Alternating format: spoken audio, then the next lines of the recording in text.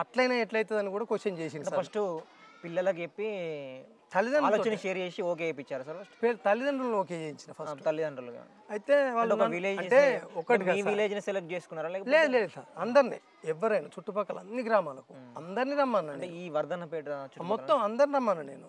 ఇవి మా విలేజ్ వరకే అని ఏం లేదు సార్.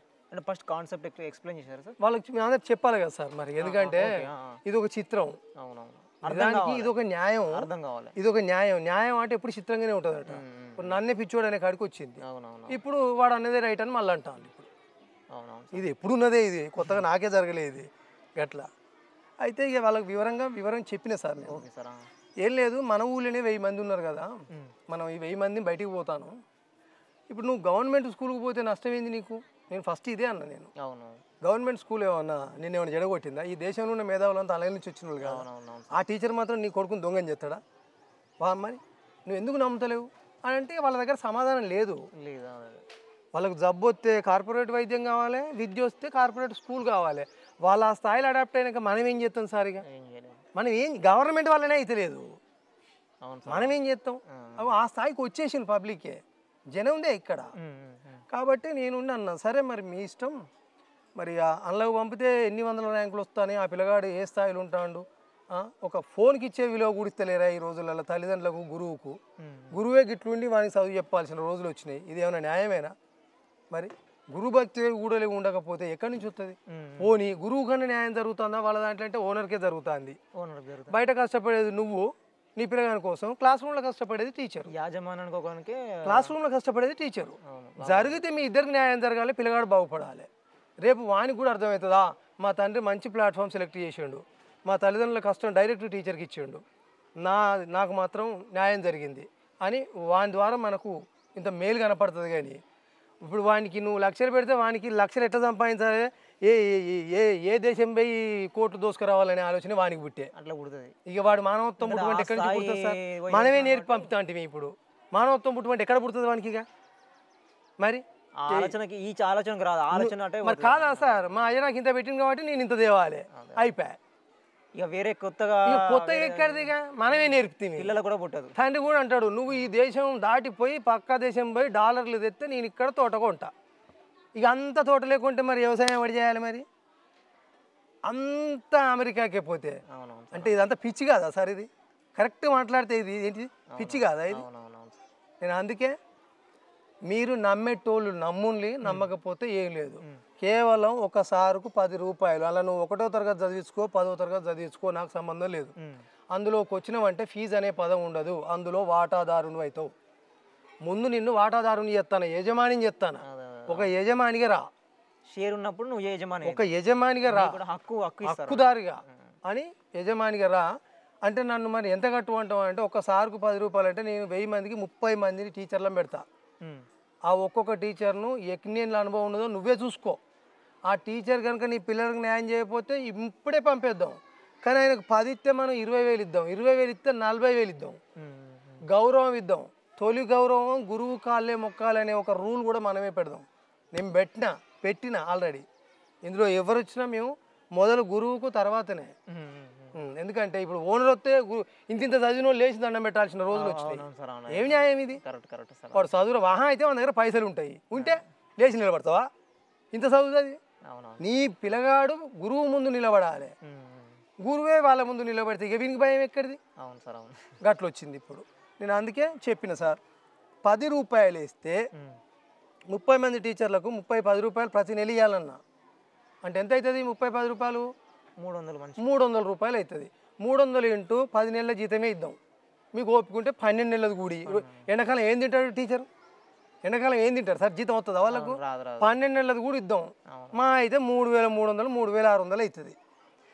1000 మంది ఇంటూ ఈ 10 రూపాయలు అంటే మీ బాబు కోసం 300 ఇంటూ కొడితే ఎంత అవుతుంది సార్? 30 లక్షల రూపాయలు అవుతుంది. 30 లక్షలల్లా నేనేమంటానంటే, ఒక 20 ఏళ్ళ సీనియర్ ఉంటే ఆయనకు మనం మంచి గౌరవం ఇవ్వాలి. ఆయనకు బయట 20,000 ఇస్తే మనం 40,000 ఇద్దాం. అంటే 4 లక్షలు ఆయనకు ఇద్దాం, ఇంకొక ఆయనకు 3 లక్షలు ఇద్దాం, 2 లక్షలు ఇద్దాం. కానీ తక్కువ లక్షగా ఏడాది జీతం 1 లక్ష ఇద్దాం. అప్పుడు ఏమవుతాను సార్? ఇక ఆయనకు స్వేచ్ఛను ఇస్తాను, బయటకంటే డబ్బు ఇస్తాను, మళ్ళీ ఆయనకు గౌరవించి మనం పూర్తి స్థాయి న్యాయం చేయమంటే ఇక చేయడా ఇక చేస్తా 100%. ఒకవేళ ఆయన చేయకపోతే ఆయన ప్లేస్లో ఇంకోళ్ళు ఉంటారు, మనమే యజమానులం అవుతాం ఇప్పుడు. అవునవును. కాబట్టి నీ బిడ్డకు వచ్చిన నష్టం ఏంది ఇప్పుడు? కాబట్టి ఆయన ఏం చెప్తాడు, ఆయన సొంత పిల్లల కంటే ఇంకెక్కువ తిప్పల పడతాడు. అవునవును సార్. మనం ఆయనకు సీసీ కెమెరాలు పెట్టాల్సిన అవసరం లేదు, సారుకు జీతం ఎట్లా కడియాల్సిన ఆలోచన మనకు అవసరం లేదు, ఆయన గడియారం ముళ్ళు ప్రకారం వస్తాడా లేదా అని చూడాల్సిన అవసరం లేదు. ఆయన సొంత పనిలాగా చూసుకుంటాడు, సొంత బిడ్డలాగా చేసుకుంటారు. కాబట్టి ఇక్కడ ఆయనకు అది ఇవ్వాలని అంటే మనం ఒక్కటైతే సరిపోతుంది, ఇక్కడ ఒక యూనిటీ అయితే సరిపోతుంది. అందుకోసం మీరు ఓకేనని అడిగితే నువ్వు చెప్పింది చూస్తే మాత్రం ముమ్మాటికి ఇదే కరెక్టు. లక్షలు పెట్టినా పట్టించుకోరు, కానీ ఇప్పుడు మాత్రం ఖచ్చితంగా పిల్లలు బాగుపడతారు. మాకు కూడా పోయేది ఏమి లేదు అందులో. నువ్వు చెప్పింది 100% రైటు. మేము మినిమం 50-60 లక్షల రూపాయలు కడతాను అంటే నువ్వు చెప్పిన ప్రకారం చూస్తే 5 పైసల వంతు కూడా టీచర్లకు పోతలేదు, 95 పైసలు మాత్రం ఓనర్కే పోతుంది. అందుకే ఇన్ని కోట్ల రూపాయల దందా బిజినెస్ అయిపోయింది. ఇది ఒక విద్యా వ్యాపారం అయిపోయింది. నువ్వు అన్నది రైట్ అని చెప్పి మాకు సపోర్ట్ ఇచ్చింది సార్ ఫస్ట్. కానీ ఆలోచన వచ్చింది. అప్పుడు ఎంతమంది సపోర్ట్ ఇచ్చారు సార్? ఫస్ట్ నాకు ఊళ్ళో 400 మంది వరకు సపోర్ట్ ఇచ్చింది ఒకటేసారి మొత్తం అంతా. 300-400 మంది పేరెంట్స్ అంత ఇక చుట్టుపక్కల అంతా ఒక 400-500 మంది పేరెంట్స్ నాకు సపోర్ట్ ఇచ్చింది సార్. ఇదే ఓకే, ఇది కరెక్ట్, 100% ఇదే రైట్. ఇందులో మనకు నష్టమే లేదు. ఇక చదువు భయమైపోయింది మాకు. ఇక హాస్టల్ పెట్టుకున్నా పిల్లగాడు ఎంత తింటే అంతే, అంతేకాని దానికి కూడా 50,000 70,000 ఇవన్నీ ఏం లేవు. వాని కడుపుకి ఎంత తింటే అంతే, వండినామే జీతం వీనికి పెడితే అంతే. అప్పుడు ఏం లేక కొంచెం స్టడీ అవర్ పెరుగుతుంది, ఇంటికాడికి పోయి దిక్కుమాలిన ఫోన్ పట్టుకోకుండా ఉంటాడని గంతే. అట్లా సార్. కానీ ఎంత ఆలోచనకున్ను మళ్ళీ వ్యవహారానికి చాలా తేడా ఉంటుంది. ఎంత ఆలోచనకున్ను మన వ్యవహారానికి వచ్చేసరికి ఈ కాన్సెప్ట్ లోకానికి నేను ఎప్పుడైతే చెప్పి మరి నిలబడేందుకు నీడైతే కావాలన్నా ఏడ కూర్చుంటాం. కానీ భూదాతలను అడిగితే భూదాతలు ముందు వాళ్ళకు ఒకటి ఏంటంటే ఊరున్నాయి, ఇక్కడ పుట్టి పెరిగి నా వ్యక్తిత్వం తెలిసి నీ ఇదివరకు దీనికంటే ముందు కొన్ని ఆర్థిక అవసరాలు కూడా కుటుంబాలు ఆర్థికంగా ఉండేందుకు ఒక 500 తోటి ఒక పర్పసంగా కూడా నేను చేసిన సార్. నేను ఒక సంఘం కూడా నడిపిన. అది కూడా ఒక విధంగా బ్యాంకులో కూడా దాని మీదనే పడ్డారు అప్పుడు. అదైతే ఇక మొత్తం ఇంతకంటే ఇక పూర్తి న్యాయం అన్నట్టు. ఇక ఒకడు పేదోడు ఒకడు ధనవంతుడు అనేది లేకుండా అయింది. ఇక దాన్ని అది ఇంతకంటే అధ్వానం అది. దాన్ని అట్లా ఆలోచించినప్పుడు కానీ అది కూడా వెంటబడి దాన్ని ఆగం చేసింది సార్. అది అట్లా అయిపోయింది సార్. కానీ ఇక దీన్ని కూడా ఏం గెలవనిస్తారు అని అనుకున్నా కానీ ఇది విద్య కదా, అదంటే ఆర్థికం. కానీ ఇక వీళ్ళ సొంత పిల్లల భవిష్యత్తు కోసం తల్లిదండ్రులు ముందుకు రారా, నాకెండుతుందా ఇప్పుడు నాకు పోతుందా, నా కష్టం అయితే పడతా అని ఇక ముందు భూదాతలను కలిస్తే వాళ్ళు ముమ్మాటికి వాళ్ళు నాకు నువ్వు చేసేదైతే రైట్ శివుడు, ఇదివరకు కూడా నువ్వు చేసినవి కూడా ఆలోచనలు అవి ముమ్మాటికి కరెక్ట్, అవి మా భూమి ఇస్తాం నీకు అని చెప్పి.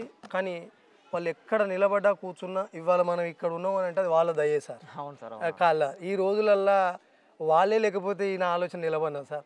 అందుకే నేను ఎప్పుడు వాళ్ళకే కృతజ్ఞత చెప్తా. ఎందుకంటే వాళ్ళు కొంచెం కూడా అనుమానం లేకుండా ఇది ఎట్లా పాసిబుల్ అవుతుంది అని అనలే, ఇది ఏదవుతుంది అనలే. ఇంకా వాళ్ళకి ఎవరైనా చెడగొట్టోడు చెప్పినా కూడా ఇనలే, నువ్వు చేసుకోపో అన్నారు. అందరు రాతపూర్వక హామీ ఇచ్చిండ్రు. కానీ ఎప్పుడైనా ప్రజల సొత్తు ఇందులో పనిచేసే వాళ్ళ సొత్తే, కానీ ఎవ్వరి సొంతం అనడానికి లేకుండా చేసిన ప్రజలదే. ఇది నాది అనే హక్కు లేకుండా చేసిన ముందే. ఇక నాది లేదు, మొత్తం ఎవ్వరు ఉంటే వాళ్ళదే. భూదాతలకు హక్కు లేదు, నాకు లేదు, ఎవరికి లేదు. ఇప్పుడు నేను పెట్టిన నా పైసలు కూడా నాకు ఏం సంబంధం లేదు. అది జనందే, పిల్లలు బతకాలి, టీచర్లు బతకాలి. అప్పుడు మళ్ళీ వాళ్ళంతా ఏకమై దీన్ని ఏం చేద్దామని అనుకున్నప్పుడే ముందు అంతే సార్. ఎన్నడున్నా ఇది మీరే కాపాడుకోవాలి, ఇది మీ ప్లాట్ఫామ్ మీకు తయారు చేసి ఇచ్చిన అని చెప్పిన సార్. నేను వాళ్ళు కలిసి ముందు తీసుకొస్తే అది పోతూ ఉంటుంది అది సార్. దాంతో ఇప్పుడు ఉన్న విద్యా వ్యవస్థ గురించి చెప్పిన మనకు ఒకటి బాగా ఆలోచించుకోండి, రేకుల షెడ్ అని చిన్న చూపు చూడకండి దయచేసి. మనకు ఇప్పుడు అక్కడ బిల్డింగ్ చదువు చెప్తలేదు, మనం పెళ్ళికి పోతే పిల్లగాని బట్టలు చూస్తే కడుపు ఉండేది, మంచి భోజనం కావాలి. అందుకే మంచి విద్య దొరకాలి పిల్లలకు, ఫస్ట్ మంచి క్రమశిక్షణ ఉండాలి వాళ్ళ దగ్గర. కాబట్టి ఈ 2 దక్కిద్దాం వాళ్ళకు, టీచర్లను మంచిగా వెతుక్కుందాం మనమే అని అంటే వాళ్ళు ముందుకు వచ్చింది సార్. ఇటు భూదాతలు ముందుకు వచ్చిండ్రు. ఇక ఊరన్నప్పుడు ఒక మంచి చేస్తా అంటే నలుగురికి చెడైతే కాబట్టి ఆటోమేటిక్గా నాకు శత్రువులు కూడా ఇంకోరికి ఇంకోరికి ఇప్పుడు ఇవాళ బిజినెస్ అయినప్పుడు ఇంకోరికి నష్టం జరగదు సార్. కాబట్టి కానీ నేను వాళ్ళ నష్టం కోసం చేయొద్దు సార్ ఎప్పుడు. ఇప్పుడు మనం ఒకరిని వీని ఎడగొట్టేదానికి చేయొద్దు ఎప్పుడు, ఏ పని నేను అట్లా చేయకూడదు. మనం బతికేదానికని నేను ఆలోచించిన తప్ప నిన్ను ఎడగొట్టేదని చెప్తే ఏమి నేనే చెడతా, అది ఎన్నడూ కరెక్ట్ కాదు అది. కానీ ఇక వాళ్ళకి అట్లా అనిపిస్తుందా సార్, ఇది పోతే బాగుండు, దీన్ని ఇట్లా ఆపితే బాగుండు, అట్లా దీని మీద చెడు చెప్పుడు, అలా టీచర్లే లేరని ఇట్లా అని అట్లా ఎవ్వరు ఎన్నన్నా చెప్పుకొని నమ్మేటోడే రా, నమ్మితేనే ఉండు, నువ్వు చూసుకో, నువ్వే నీ కళ్ళ ముందటనే నువ్వు ఈ చేతుకుంటేనే సార్లకు జీతాలు ఇవ్వాలి. వాళ్ళు కష్టపడకపోతే తీసేయి, నేనుంటా కదా నీకెందుకు, నేనా బ్రిడ్జ్ ఇద్దరికి. నువ్వు వాళ్ళ కష్టార్జితం ఇవ్వకపోయినా నిన్నుంచా, వాళ్ళ పిల్లగానికి న్యాయం చేయకపోయినా టీచర్ని ఉంచా, పోరాడు చదవకపోయినా వాడిని కూడా ఉంచా. మరి అంతే కదా, ఒక్కడి పోయి స్కూల్ మంచిది కాదని చెప్తే అందరం చేయాలి. ఇప్పుడు వీడు ఒక్కటి చేయబట్టి మరి కాబట్టి అసలు అన్నీ చూడాలి కదా సార్. ఆర్గనైజేషన్ ఇప్పుడు ఇది ప్రజల సొత్తు అయిపోయా, ఒక్కటి చేయడం అందరం జడగొట్టలేమా. ఇంట్లో ఒక్కరికి ర్యాంక్ వచ్చిందని అంటే అది ఈ స్కూల్కి పేరు రాదు సార్, మొత్తం జనానికి వస్తుంది. అందరం ఆ బిడ్డకు వచ్చింది అనుకుంటారు.